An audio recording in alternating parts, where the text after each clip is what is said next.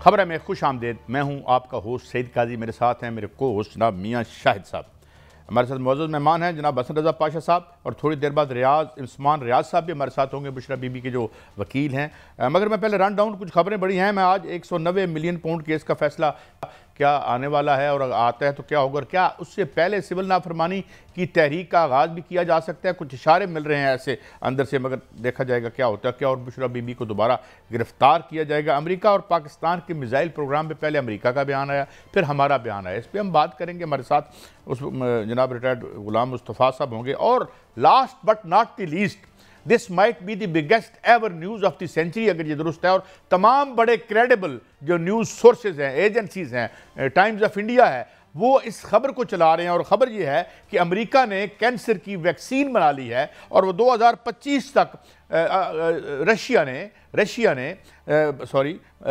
نے ایک ویکسین بنا لی ہے جو کہ کینسر کی ویکسین ہے, اور یہ وہ 2025 تک پوری دنیا میں مفت بانٹے گا. ہمارے ساتھ ڈاکٹر عبید علی ہوں گے, کسی تعارف کے محتاج نہیں ہیں, ماہر ہیں حیاتی و ادویاتی علوم کے انٹرنیشنل لیول کے سائنسدان ہیں, ان سے بات کریں گے. مگر فی الحال ہم چلتے ہیں جناب حسن رضا صاحب, ماہر قانون.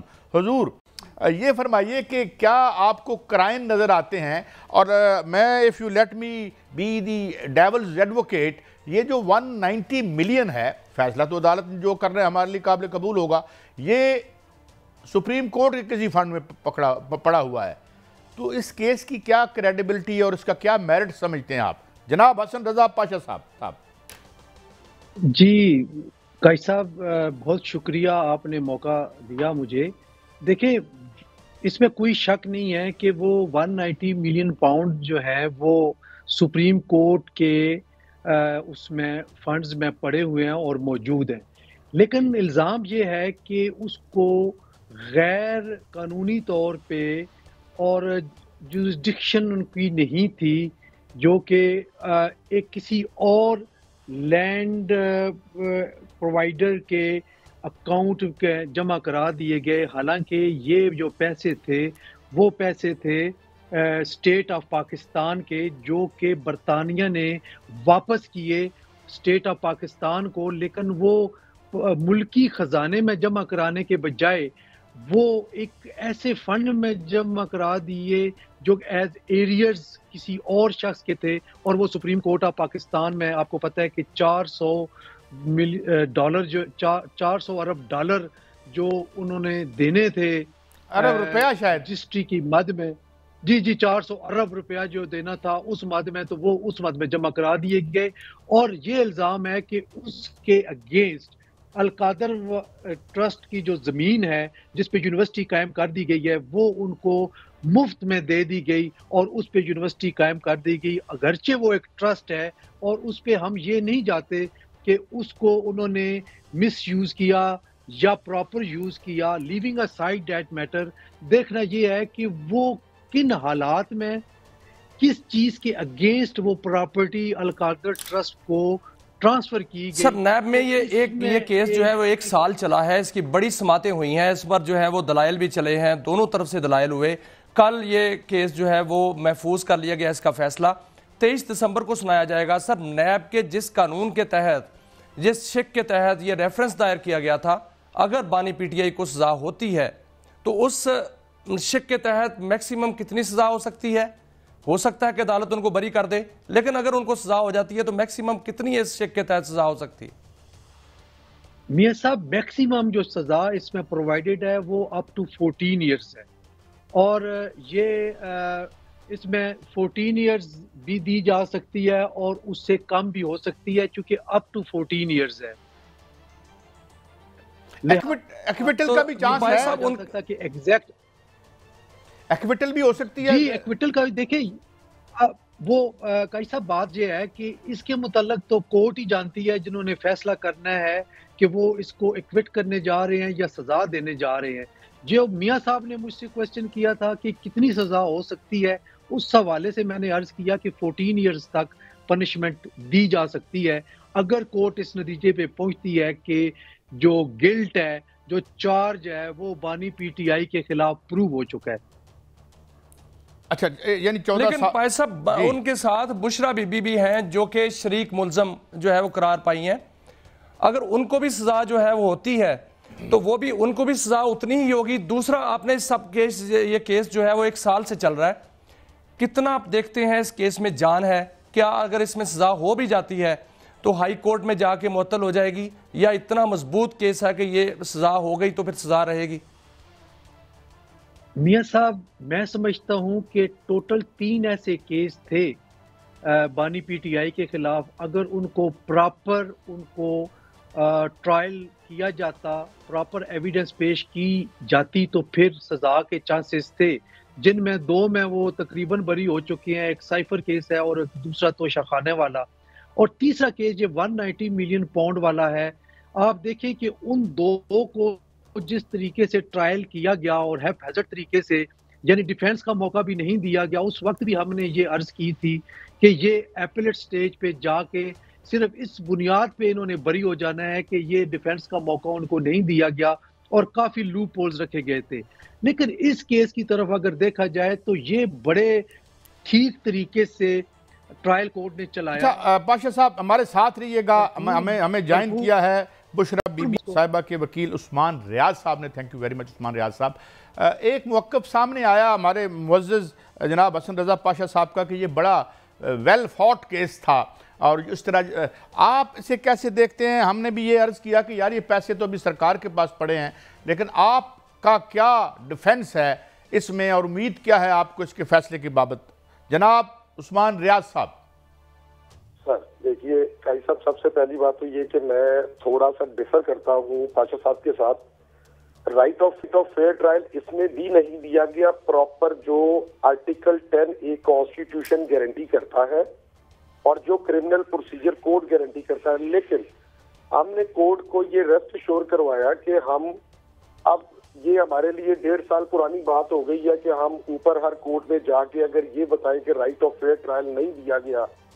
آپ دیکھیں کہ جو پروسیڈنگ ڈیلی کورٹ میں ہوتی ہے وہ روز میڈیا میں رپورٹ ہوتی ہے, پرنٹ میڈیا میں جو ہے وہ پرنٹ ہوتی ہے, تو ظاہری بات ہے ہر ایک کی نظر سے گزرتی ہے, اور اعلیٰ عدلیہ کے جو معزز جج صاحبان ہیں ظاہری بات ہے ان کی نظر سے بھی گزرتی ہوگی. تو ہمارا جو 342 میں پہلا کوشچن تھا اس کا آنسر ہم نے یہ دیا کہ ہمیں رائٹ آف فیئر ٹرائل نہیں دیا گیا, لیکن ہم نے یہ کیٹاگوریکلی کلیئر کیا کہ ہم کسی بھی فورم کے اوپر اس کو میرٹ پہ اب اپنے کیس کو لڑیں گے. ہم پچھلے 1.5 سال سے یہ جو ہے نا وہ فیس کر رہے ہیں کہ رائٹ آف فیئر ٹرائل نہیں دیا جا رہا. سیکنڈلی جو آپ کا سیکنڈ پارٹ کوشچن کا کہ یہ اماؤنٹ آج بھی گورنمنٹ کے پاس پڑی ہے, تو کل ہمارے جو عمران خان صاحب اور بشرا عمران خان صاحبہ کی لیگل ٹیم نے اپنے تمام آخری دلائل جو ہیں وہ مکمل کر لیے آخری بحث, جس کے بعد پروسیکیوشن, استغاثہ, نیب اور سرکار کوئی ایسا میٹیریل ریکارڈ پہ نہیں لا سکی. دیکھیں میں آج کلیم کرتا ہوں کہ یہ گاڑی میری ہے, یہ گھر میرا ہے, مجھے اس کی کوئی انٹائٹلمنٹ, کوئی ڈاکیومنٹ, کوئی چیز پروڈیوس کرنی پڑے گی کہ میں اس کا انٹائٹل ہوں, وہ میرے پوزیشن میں ہے, وہ میری اونرشپ ہے. ایسا کوئی ڈاکیومنٹ, کوئی ایسی چیز آج تک عدالت میں استغاثہ نے, نیب نے, سرکار نے پروڈیوس نہیں کی.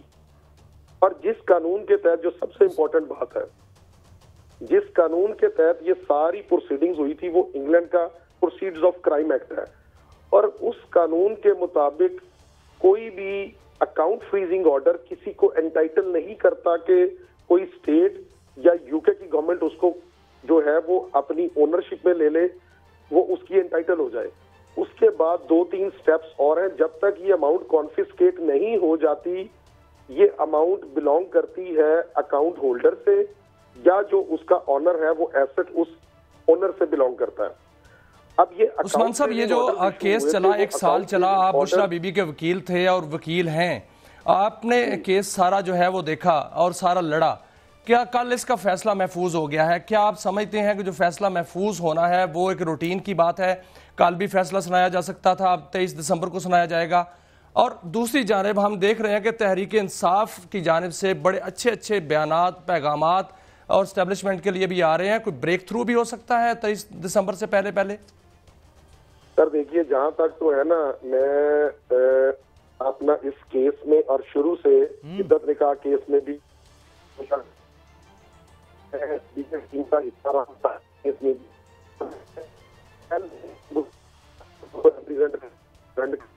आवाज़ कुछ थोड़ी सी आवाज़ उस्मान साहब आपकी आवाज़ थोड़ी है। मैं दोबारा पाशा साहब आपकी तरफ हाजिर होता हूँ कि जिस तरीके से उन्होंने कहा कि या जो लीगल पॉइंट्स उन्होंने रेज़ किए हैं कि भाई इस पे एक तो उन्होंने डिनाई कर दिया कि फेयर ट्रायल हमें नहीं मिला। इसके बहुत सारे इंस्टेंसेस पहले तो हम देख चुके हैं और आप भी ये बात तस्लीम करते हैं।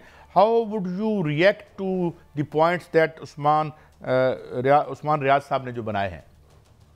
देखिए, सूरत हाल तो बेहतर वही जानते हैं, बतौर council her date of hearing पे ये पेश होते रहे। लेकिन इतना मैं समझता हूँ कि इससे पहले जो 2 बड़े केसेस के ट्रायल हुए और ये जो मौजूदा केस है इसका ट्रायल, अगर इनका कंपैरिजन किया जाए तो इस ट्रायल में सफिशिएंट टाइम डिफेंस को दिया गया।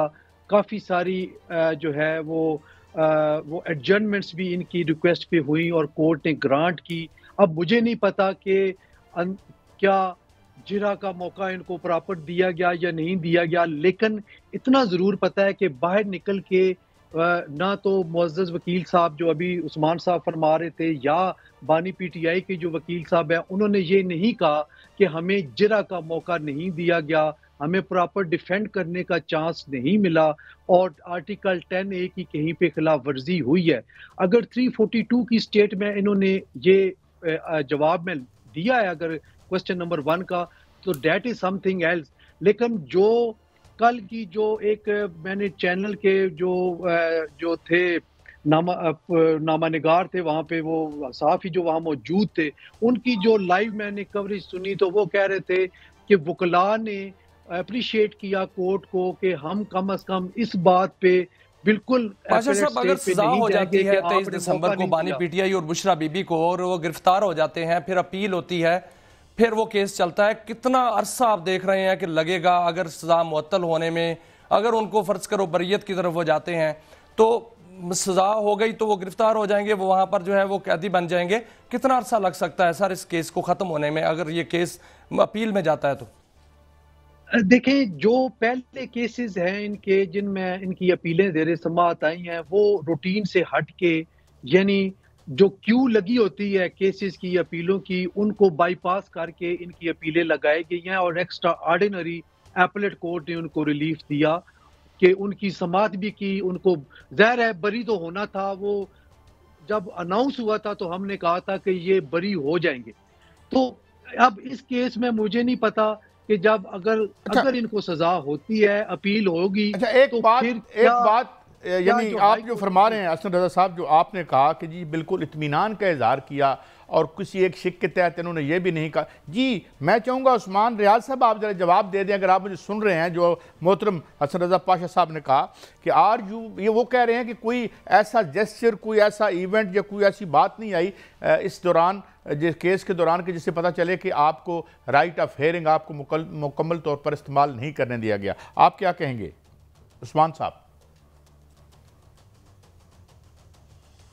I think unfortunately we have last, लेकिन बहुत शुक्रिया। कुछ बातें रह भी गई जो नहीं थी। हसन रजा पाशा साहब और जनाब उस्मान रियाज साहब इंशाल्लाह अगली दफ़ा करेंगे। बहरहाल देखें क्या फ़ैसला आता है और क्या फ़ैसला नहीं आता। एक ब्रेक के बाद आते हैं, बड़े अहम इशूज़ और हैं, इस पे हम बात करेंगे। मिसाइल का इशू है और कैंसर की वैक्सीन का जो मामला है, ये एक बहुत बड़ा रिलीफ होगा, क्योंकि मैंने ये खबर जब पिकअप की तो मैंने देखा, सबसे पहले मैंने न्यूज़ सोर्सेज देखे और वो खासी ऑथेंटिक थे, मगर ये किस हद तक मुअस्सर है इस पे हम बात करेंगे। हमारे साथ रहिए।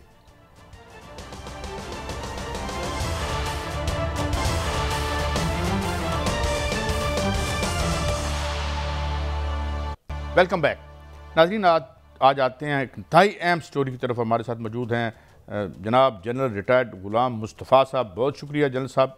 जनरल साहब ये फरमाइए कि आप तमाम you have been watching all these developments from very close quarters, I know, और बड़ा कंट्रीब्यूशन है आपका वतन अजीज़ के हवाले से, मगर ये बताइए कि ये जो इन्होंने फ़ैसला किया है और जिन 4 कंपनीज़ को उन्होंने स्लैब की हैं पाबंदियाँ, सबसे पहले तो हमें ये बताएं कि ये क्या जो भी ये सप्लाई कर रही थी, ये किस हद तक हैम्पर कर सकती हैं हमारी जो एक दिफाई ज़रूरियात हैं, और ये कितनी संगीन हैं ये, या ये अलामती हैं जो स्लैब की हैं पाबंदियाँ? जनरल साहब। دیکھیے سب سے پہلے تو کیا یہ ہمارے جو پروگرام ہے اس کو کسی طریقے سے امپیڈ کر سکتی ہیں؟ قاری صاحب آپ جانتے ہیں کہ گزشتہ کئی دہائیوں سے امریکہ کی یہ کوشش رہی ہے اور دوسرے کے ساتھی جو ہماری ہیں کہ پاکستان کی یہ جو صلاحیت ہے اس کو ختم کیا جائے، لیکن خوش قسمتی ہے، اللہ تعالیٰ کا بہت شکر ہے کہ ابھی تک وہ اس میں کامیاب نہیں ہو سکے۔ یہ جو پابندیاں ہیں یہ علامتی سے زیادہ اس کے کچھ اور آگے بھی میں سمجھتا ہوں کہ اس کا کچھ ہے، اس کے آگے جو کرنا چاہتے ہیں وہ بہرحال ان سے انشاءاللہ پاکستان کے جو پروگرامز ہیں اس کو تو کوئی افیکٹ نہیں پڑے گا، کیونکہ پاکستان کے جو لوگ اس چیز کے ذمہ دار ہیں وہ معاملات کو اچھی طرح جانتے بھی ہیں، سمجھتے بھی ہیں اور سب کچھ جانتے ہیں کہ اس پابندیوں کو اگر کسی طریقے سے اگر ہیمپر کریں گے بھی تو ان کا کیا بندوبست، ان کے کیسے ان سے ڈیل کرنا ہے اس کے بارے میں۔ دوسری جہاں تک بات اس میں یہ ہے جنرل کہ صاحب امریکہ اور اسرائیل پاکستانی میزائل پروگرام پر خوف زدہ کیوں ہے سر؟ پھر یہ خوفزدہ ہونے کی تو بات ہے نا، بات یہ ہے کہ ہم لوگ عام طور پہ یہ بات چونکہ زیادہ اس میں غور نہیں کرتے، لیکن جب ایک صلاحیت آپ کسی ملک کے پاس ہے تو وہ دیکھتے ہیں کہ صلاحیت کا جو دائرہ اختیار دائرہ کار ہے یا اس سے یہ افیکٹ ہو سکتا ہے، کہاں تک ہو سکتا ہے اور کیا وہ ان کے انٹرسٹ کو کسی طریقے سے ہیمپر کر سکتا ہے یا نقصان پہنچا سکتا ہے۔ تو جہاں تک آپ کی ریچ ہے اس حد تک تو لوگ سارے اس چیز میں الرٹ ہوں گے، ہونا چاہیے ان کو بھی، اور سب ہوتے ہیں، پاکستان بھی ایسے کرتا ہے، امریکہ بھی کرتا ہے، سب کرتے ہیں ایسے۔ تو پاکستان کے جو صلاحیت ہے اس سے خوفزدہ آج سے نہیں ہے، بہت عرصے سے ہیں اور کافی زیادہ خوفزدہ ہیں اس سے۔ اس وجہ سے آپ کو یہ جو پابندیاں نظر آ رہی ہیں، آپ دیکھیے کہ جو خطے کی صورتحال ہے، یہ جو جغرافیائی خطہ ہے جس میں پاکستان، ایران اور افغانستان شامل ہیں، یہ وہ اس وقت ایسا خطہ ہے کہ اگر اس پہ کسی ایک طاقت کا کنٹرول ہو جائے تو آپ دیکھیں گا کہ دنیا پہ اس طاقت کا کنٹرول ہونا اور زیادہ آسان ہو جائے گا، اور جو ابھرتی ہوئی طاقتیں ہیں، چاہے وہ چین ہے، چاہے وہ روس ہے یا اور لوگ ہیں، ان کو بھی وہیں پہ سٹاپ لگ جائے گا اس کا۔ آپ یہ غور کیجئے کہ یہ پابندیاں پاکستان پہ بغیر کی وجہ کے لگائی گئی ہیں، کوئی ایسی ڈیولپمنٹ نہیں ہوئی جس سے آپ یہ کہیں کہ پاکستان اپنے آپ کو اور زیادہ کہیں بڑھا رہا تھا۔ پاکستان اپنا روٹین جو کام ہے وہ کر رہا ہے، پاکستان اپنے دفاع کے لیے جو کام ہے وہ کرتا رہتا ہے، لیکن آپ دیکھیے کہ سر یہی تو سوال ہے کہ امریکہ اور اسرائیل جو ہیں وہ بلکہ بھارت بھی مسلسل ایٹمی پروگرام، میزائل پروگرام پر کام کر رہے ہیں، اور امریکہ اور اسرائیل آپ نے دیکھا کہ ہزاروں ٹن بارود جو ہیں وہ مختلف ممالک پر پھینک چکے ہیں۔ پاکستان تو دفاعی مقاصد کے لیے اپنا پروگرام چلا رہا ہے، تو پھر یہ طاقتیں پاکستان سے خائف، اور اس وقت یہ جو ٹائمنگ ہے یہ کتنی اہمیت رکھتی ہے کہ اس وقت جو پابندیاں لگانا اور اس وقت اس طرح کے باتیں کرنا، یہ ٹائمنگ کتنی اہمیت رکھتی ہے سر؟ دیکھیے آپ نے دیکھا کہ سیریا کو 10 دن لگے، انہوں نے ختم کر کے رکھ دیا سیریا کو۔ اس کے بعد اس خطے میں اسرائیل کے دائرہ اختیار کو بڑھانے میں یا جو مغربی طاقتوں کا اسپیشلی امریکہ کے جو انٹرسٹ ہیں اس ریجن میں، اس کو آگے بڑھانے میں آگے سے رکاوٹ کون سی ہو سکتی ہے؟ اس سے جو بھی وہ رکاوٹ ہوگی اس کو دور کرنے کے لیے وہ ہر وہ حربہ استعمال کریں گے، چاہے وہ پاکستان پہ سینکشنز ہیں یا پاکستان کو اور طریقے سے ہمارے جو آرم ٹویسٹنگ ہے وہ کر رہے ہیں اور کرتے رہیں گے اور کریں گے، وہ اس سے آگے بڑھے گا اس سے کام۔ وہ اس لیے کہ یہی جو میں نے آپ سے بات کہا نا، جو جغرافیائی خطہ اس کی ہم بات کر رہا تھا کہ پاکستان ہے، افغانستان اور ایران ہے، یہ کوئی ایسا ایک خطہ ہے جس پہ کنٹرول کے لیے اس وقت امریکہ کو بہت زیادہ تشویش بھی ہے، اس کی خواہش بھی ہے، اور اس کے لیے وہ دیکھیے بھارت کے گزشتہ چند سالوں میں کئی دفعہ فضائل میٹیریل کی اسمگلنگ پکڑی گئی ہے بھارت میں، اس پہ تو کسی نے بات نہیں کی۔ کیوں؟ اگر یہ مسئلہ ہوتا کہ پاکستان کی وجہ سے اس دنیا میں کہیں نیوکلیر اس کے خطرات بڑھ رہے ہوتے تو شاید معافی چاہتا ہوں جل صاحب، ایک انٹرجیکشن ایک اور اینگل سے آنا چاہتا ہوں، بہت اہم ہے۔ میں نے کچھ عرصہ پہلے، بہت سال پہلے میں نے ایک کلپ دیکھا جس میں ڈاکٹر اکبر زیدی تھے، قیصر بنگالی تھے اور اسد عمر وغیرہ بیٹھے تھے، تو انہوں نے کہا کہ یہ ایٹم بم تو ہم نے پھوڑ لیا، اب وہ ادھر ہماری اشرافیہ سے مل کے آئی ایم ایف کے پروگراموں کے ذریعے 24 پروگرام ہم نے لیے اور ہمیں اکنامیکلی وہ ڈس فنکشنل کر کے مجبور کریں گے. اور پچھلے دنوں میں خبر آئی کہ آئی ایم ایف نے یہ کہا کہ جی اب آپ یہ میزائل پروگرام افورڈ نہیں کر سکتے. ڈو یو سی, ویسے تو کانسپیریسی تھیری زیادہ تر غلط ہی ہوتی ہیں, مگر کیا آپ کو لگتا ہے کہ اٹ از مور کریڈیبل یہ جو پوائنٹ آف ویو ڈاکٹر قیصر بنگالی صاحب کا یا اکبر زیدی صاحب کا تھا جو میں نے بہت سال پہلے دیکھا؟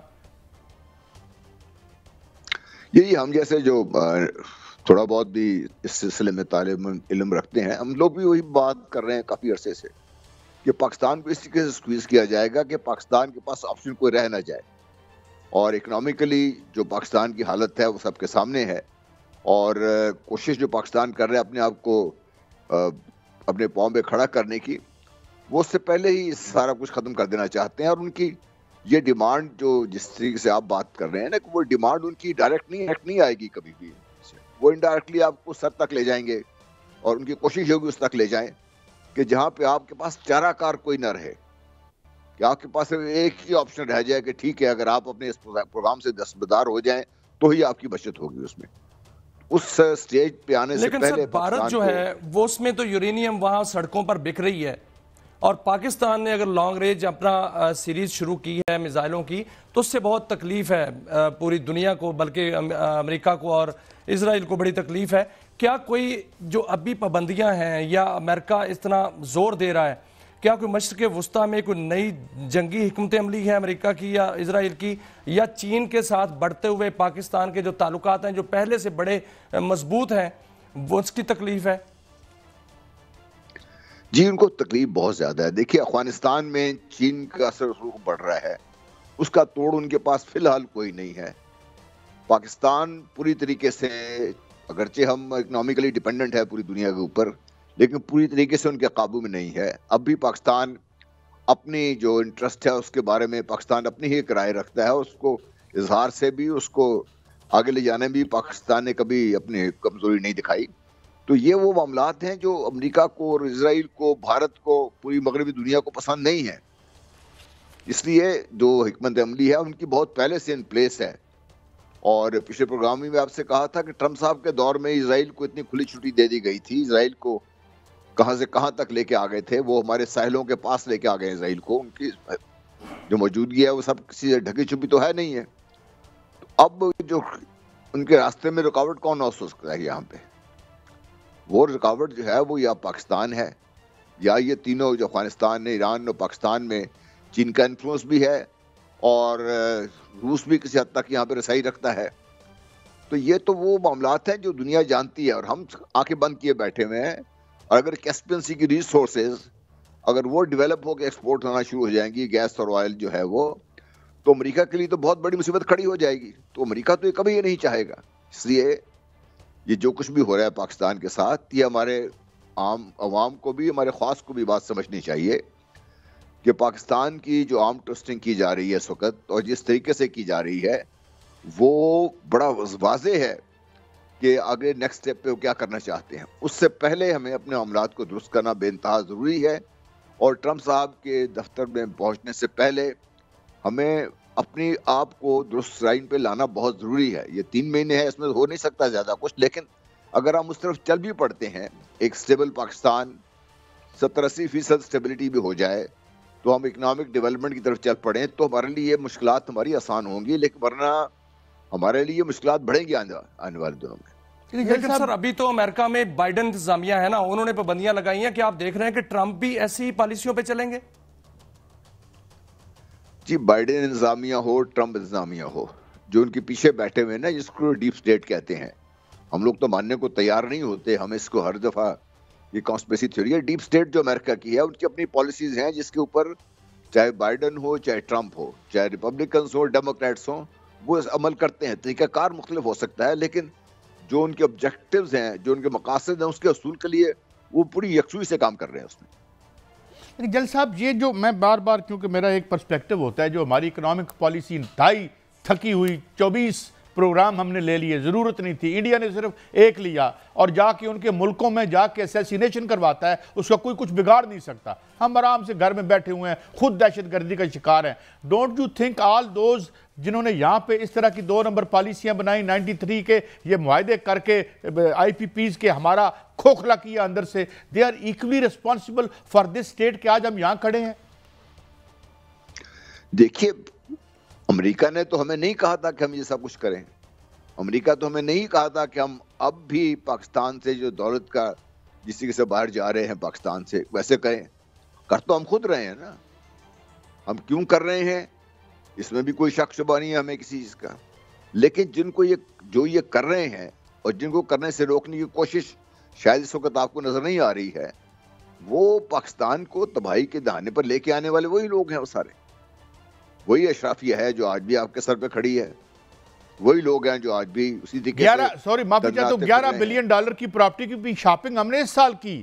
کسی نے پوچھا ہی نہیں وہ کون تھے, بلکہ یہاں پہ احسن ملک صاحب آئے, ہمارے ٹی وی پہ آتے ہیں, انہوں نے کہا جی وہ جو ڈی جی ہوتا ہے. سر میں ایک کویسچن پوچھنا چاہوں گا, اس کو انہوں نے تبدیل کر دیا. جنرل صاحب, یہ جو لانگ رینج ہمارا میزائل پروگرام ہے, اس سے اسرائیل خاص طور پر خائف ہے. کیا وہ سمجھتا ہے کہ یہاں سے مغوری میزائل جو ہے وہ اگر لگے گا تو جا کر اسرائیل کو تباہ کر دے گا, اس لیے وہ خائف ہیں, یا کوئی اور وجہ ہے؟ اس کے علاوہ اور کیا وجہ ہو سکتی ہے میاں صاحب؟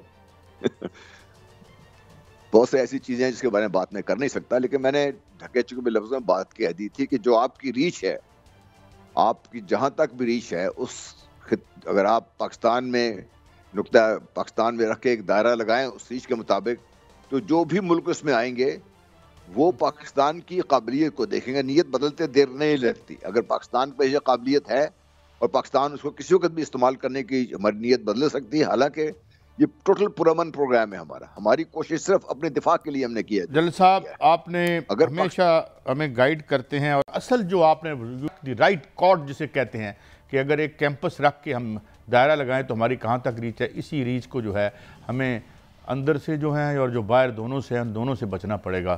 یہی ہماری سروائیول. ایک بریک کی طرف بڑھتے ہیں اور اہم سٹوری کی طرف آتے ہیں جس نے which has taken this world by storm.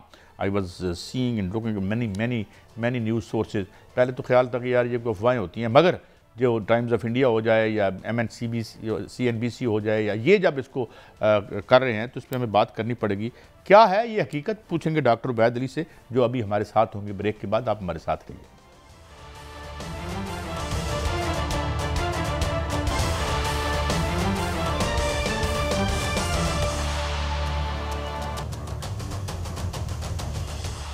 Welcome back. ناظرین, ہمیں جوائن کیا ہے ڈاکٹر عبید علی. بہت شکریہ ڈاکٹر صاحب. ڈاکٹر صاحب, میں پہلے تو جب خبر سنی تو میں نے کہا یار یہ چھوڑتے رہتے ہیں. پھر میں نے جب کھولا تو میں نے دیکھا کہ express tribune who, India T V news who, Times of India who, business today, بہت بڑا رسالہ ہے امریکہ کا, CNBC, تو یہ سارے جو ہیں یہ سیلیبریٹ کر رہے ہیں کہ رشیا نے ایک کوئی ویکسین بنا لی ہے. کیا انہوں نے کوئی اپنی یہ پیپر شیئر کیا ہے یا کیا ہے آپ کے پاس, اور آپ کتنا کریڈیبل سمجھتے ہیں اس کو, جناب عبید علی صاحب؟ جی بہت شکریہ.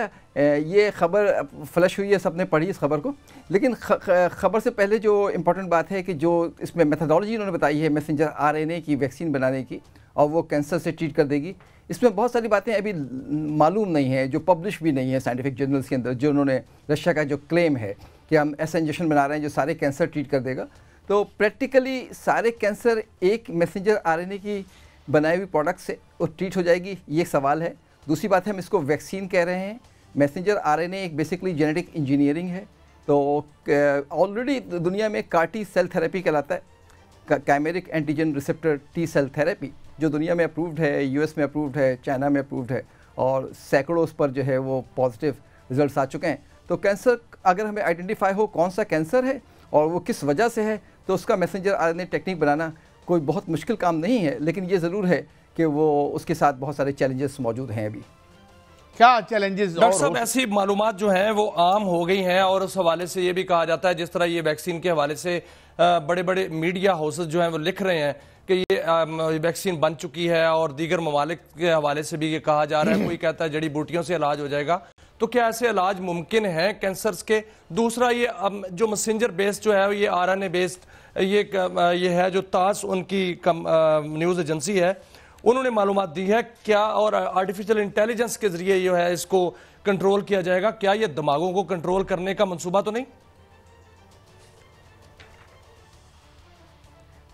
دیکھیے اس کو تھوڑا سا یہ پیچیدہ سائنسی موضوع ہے، میں الگ الگ کرتا ہوں.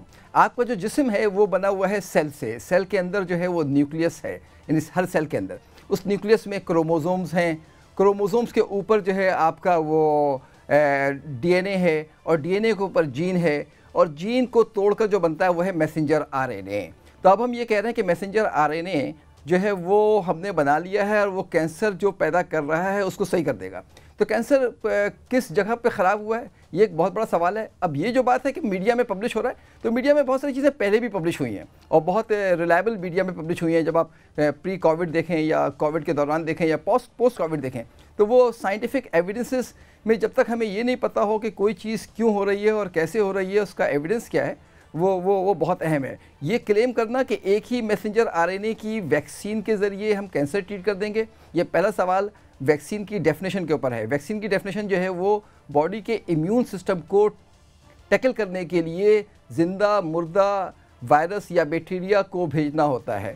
جینیٹیکل مٹیریل کے نتیجے میں امیون سسٹم جو ماڈولیٹ ہو رہا ہے، یہ پوسٹ کووڈ ہم کہہ رہے ہیں ویکسین، یہ ویکسین نہیں ہے، یہ جینیٹک انجینئرنگ ہے. اور جینیٹک انجینئرنگ کے بہت سارے کام جو ہیں وہ امریکہ چائنا میں کامیاب ہو چکے ہیں، لیکن فی الوقت جو ہے جتنا بڑا کلیم ہے، اتنی بڑی اس کے شواہد جو ہیں وہ سائنٹیفک جرنلز کے اندر. لیکن ڈاکٹر صاحب کیا جڑی بوٹیوں سے کینسر کا علاج ممکن ہے؟ لوگ بابوں کے پاس جا رہے ہیں، بہت زیادہ پیسے جو ہیں وہ خرچ کر رہے ہیں، اور اس حوالے سے بہت سی معلومات جو ہیں وہ پھر رہی ہیں میڈیا پر، سوشل میڈیا پر. جڑی بوٹیوں سے کینسر کا علاج ممکن ہے سر؟ قاضی صاحب پتہ ہے یہ اتنا حساس موضوع ہے اور اتنا پیچیدہ موضوع ہے کہ آپ کو ایک پورا پروگرام کرنا پڑے گا. دیکھیے میں تو کہہ رہا ہوں کہ نا کینسر کا علاج سوچنے سے بھی ممکن ہے، کہ آپ سوچتے ہیں کہ مجھے کینسر نہیں ہو تو باڈی خود بخود جو ہے آپ کے سوچ کے ساتھ چلتی ہے اور کام کر دے. لیکن اس سوچ کو میں پرموٹ نہیں کر سکتا جب تک کہ میرے پاس شواہد اور میرے پاس ایسے دلائل موجود نہ ہوں جو اس کو ریپروڈیوسیبل کر سکیں. تو یقینی طور پر آپ کی باڈی کی اپنی قوت کینسر کے اوپر حاوی ہونے کی صلاحیت رکھتی ہے. یہ باڈی کا اپنا ایک دفاعی نظام ہے، لیکن اس دفاعی نظام کی پروموشن کے لیے، اس دفاعی نظام کو اپنانے کے لیے ہمیں جو کام کرنا پڑے گا اور جو شواہد جمع کرنے پڑیں گے وہ اس وقت دنیا میں ہمارے پاس موجود نہیں ہیں. یہی میں وہ جو جڑی بوٹیوں ہیں اس کے معاملے میں بھی یہی کہتا ہوں. اچھا ڈاکٹر صاحب، ابھی کچھ دن پہلے ایک چائنا کے حوالے سے بات آئی تھی، شوگر ٹائپ 1 کے حوالے سے کہ انہوں نے بریک تھرو کی ہے، وہ یہ کتنا ویریفائی ہوا یہ جو کلیم تھا، اور کیا اس میں کوئی بریک تھرو ہوئی ہے؟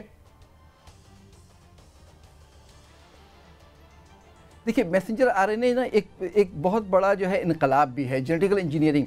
اگر قاضی صاحب آپ دیکھیں 1961 سے یا 47 سے جین کے اوپر گفتگو جو ہے وہ سر عام گفتگو شروع ہوئی، اور 61 میں ہم نے DNA اور رائبوس نیوکلک ایسڈ وغیرہ کو پہچانا، اور اب آہستہ آہستہ اس کے ہم نیچے تک پہنچ گئے. تو DNA ٹیکنالوجی جو ہماری ہے یا جو میسنجر RNA ٹیکنالوجی ہے، یہ اتنی ہی زرخیز ہے جتنی آپ کی AI آرٹیفیشل انٹیلیجنس. تو ابھی مگر بہت ساری باتیں جو ہیں وہ محدود ہیں. بہت ساری بیماریوں کے لیے ہمیں وجہ پتہ لگ گئی ہے کہ اس کی وجہ جو ہے یہ جین ہے، اس جین میں یہ خرابی ہو گئی ہے، تو اس خرابی کو صحیح کر دیا گیا یا اس کو سپورٹ دی گئی یا جینیٹک انجینئرنگ کو تبدیل کر دیا گیا. یہ اس کا پہلا سٹیج ہے. سیکنڈ سٹیج یہ ہے کہ اس کے بعد جو مسائل آئیں گے، جیسے آپ نے دیکھا ہوگا امریکہ میں 4-5 لوگوں کو ہم نے یہ پک کے اندر وہ پہلے ماڈولیٹ کیا کڈنی کو، اور کڈنی کو ٹرانسپلانٹ کر دیا انسانوں میں. تو 3-4 لوگ انتقال بھی کر چکے ہیں، لیکن اس کے باوجود انہوں نے اپنا کام نہیں چھوڑا اور ٹرائلز جاری ہیں. ابھی جو خاتون ہے جس کو اکتوبر میں کیا تھا، سپٹمبر اکتوبر میں، وہ ہاسپٹل سے وہ گھر جا بھی چکی ہے. تو وہ جینیٹیکل ماڈلنگ میں بہت سارے چیلنجز ہیں کہ وہ بعد میں کیسے ریئیکٹ کرتا ہے، اور جو صحیح آپ کی جو جین ہے اس کو تو نقصان نہیں پہنچائے گا، جو آپ میسج بھیج رہے ہیں باڈی میں وہ میسج بعد میں کوئی خرابی پیدا تو نہیں کرے گی. یہ ایک بڑا پیچیدہ سائنسی مضمون ہے. کبھی موقع دیجیے گا اس کو. لیکن ڈاکٹر صاحب آپ کو یاد ہو جب کرونا آیا تھا تو اس وقت بھی سب سے پہلی جو ویکسین آئی تھی وہ روس سے ہی آئی تھی، اور اس کے بعد چائنا نے بھی اس کا علاج نکالا. پھر جو ہے وہ یورپ میں گئی، برطانیہ نے بھی علاج نکالا. تو ہو سکتا ہے کہ جو کینسر کا علاج ہے وہ بھی چائنا روس سے ہی شروع ہو اور چائنا سے ذیابیطس کا علاج جو ہے وہ شروع ہو. یہ جو فارماسیوٹیکل کمپنیز ہیں ان کا کاروبار تو اس سے ٹھپ ہو سکتا ہے، اس لیے اس کو ہو سکتا ہے کہ یہ ویکسین جو ہے وہ بہتر ہو جائے اور اس کے رزلٹس اچھے آئیں. دیکھیں سائنس میں ہم اسپیکولیشن جو ہے نا وہ کڑیاں جوڑ کے کرتے ہیں. تو کڑیاں جو اگر آپ جوڑیں گے تو اگر آپ کہیں کہ میری کار کل جو ہے وہ جہاز بن کر یہاں سے آدھا گھنٹے میں امریکہ پہنچ جائے گی، تو ہائپوتھیٹیکلی تو ہم کہہ سکتے ہیں. ہمارے پاس اس وقت اس بات کو کہنے کے لیے جو سائنٹیفک ہمیں سپورٹ چاہیے وہ اویلیبل نہیں ہے. اگر آپ کوئی میسنجر آر این اے کے بنانے کے بعد یا ایک میسنجر آر این اے سے مختلف کینسر کو ٹریٹ کر سکتے ہیں تو یہ بات ابھی ہضم ہونے کے قابل نہیں ہے. ہاں پرٹیکولر مریض کے لیے آپ نے وہ آر این اے ڈیولپ کیا ہو اور اس کے لیے آپ نے اے آئی کا سہارا لیا ہو، اے آئی نے بہت سارے سوالات کے جوابات دے دیے ہوں، ہاف اے سیکنڈ کے اندر اس نے جو ہے وہ ڈیزائن کر دیا ہو میسنجر آر این اے اور اس کو آپ نے سنتھسائز کر لیا ہو. یہ سب باتیں تھیوریٹیکل سمجھ میں آتی ہیں، لیکن پریکٹیکلی جب اس کو کریں گے اور امپلیمنٹ کریں گے تو اس کے بعد بایولوجی، میتھس اور کیمسٹری کے درمیان جو فاصلہ ہے وہ اس کو ناپنا پڑے گا. بایولوجی اپنے انداز سے سوچتی ہے اور میتھس اپنے انداز سے سوچتا ہے. تو فی الوقت میرے پاس بایولوجی اور میتھس کو ایکویلیٹ کرنے کے لیے شواہد موجود نہیں ہیں. اچھا ڈاکٹر صاحب ایک اور بات، میں ذرا ایک اور لیول سے آپ سے بات پوچھنا چاہتا ہوں. پہلے بھی آپ سے بات ہوتی رہتی ہے، بہت بڑے یہ فائنانشیل سٹیکس ہیں اس وقت. فارماسیوٹیکل پہ بڑا اعتراض بھی ہوتا ہے پوری دنیا میں، اور یہ کہا جاتا ہے کہ نئی چونکہ وہ انویسٹمنٹس ان کی ان پلیس ہوتی ہیں، ان کے پروفٹس واپس نہیں آئے ہوتے جو کچھ وہ مارکیٹ کر چکے ہیں. تو یہ جو R&D ہے، ریسرچ اینڈ ڈیولپمنٹ ہے، اس کے رستے میں یہ خود بھی ایک رکاوٹ ہے. کتنا لینڈ کرتے ہیں کریڈیبلٹی آپ اس اعتراض کو؟